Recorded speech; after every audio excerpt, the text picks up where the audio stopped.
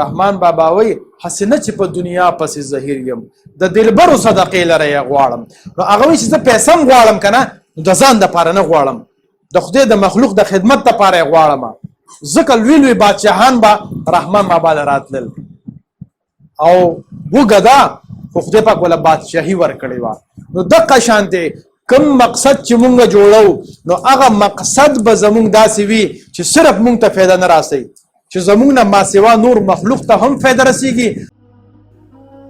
د خدای دپاره پښتنو سانونه وپېژنئ، ستاسو دپاره خو به ځان له پیغمبر نه راځي.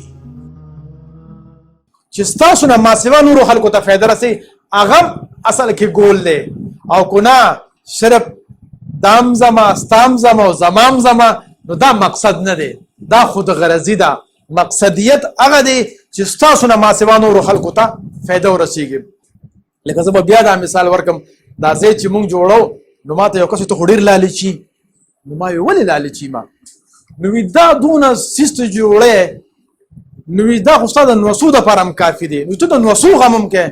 ما د خدای بنده نوسو غم نه کوم، زه د راروان نسل د کړوسو د کودو د ټیکرو هم غم کوم.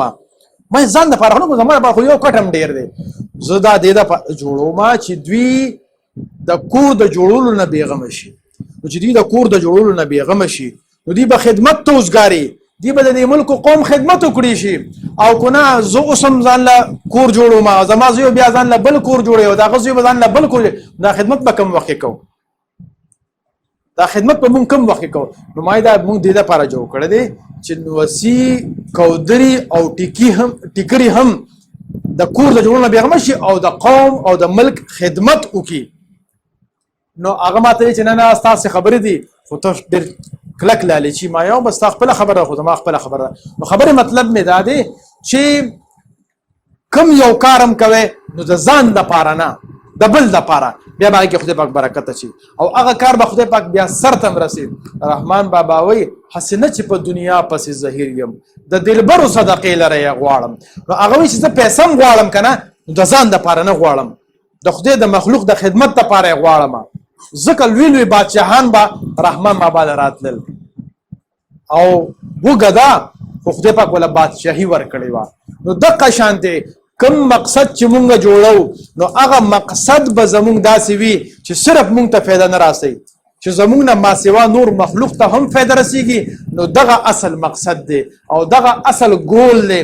او که نه صرف د ځان فکر وي نو بیا به داسې وي چې کیدی شي دا مقصد حاصل شي او کیدی شي حاصل نشي، خو مونږ به سرګردانه یو، مونږ به پریشانه یو.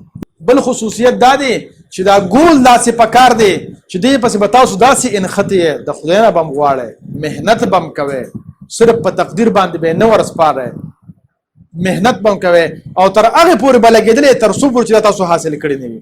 لومبۍ خبره څه ده؟ ټایم به اخلي. دویم دا ده چې دې پسې به څه کېږو؟ لږو مشکلات به برداشت کوو. دریم خبره ده چې د دې کې مقصد پکار چې خپل ځان دپاره نه وي، د نورو خلکو دپاره. او څلورمه خبره دا ده چې تر څو پورې مونږ د خپل ګول نه وي حاصل کړی تر هغې پورې مونږ محنت او مشقت کوو. د خدای دپاره پښتنو سانونه وپېژنئ، ستاسو دپاره خو به ځان له پیغمبر نه راځي.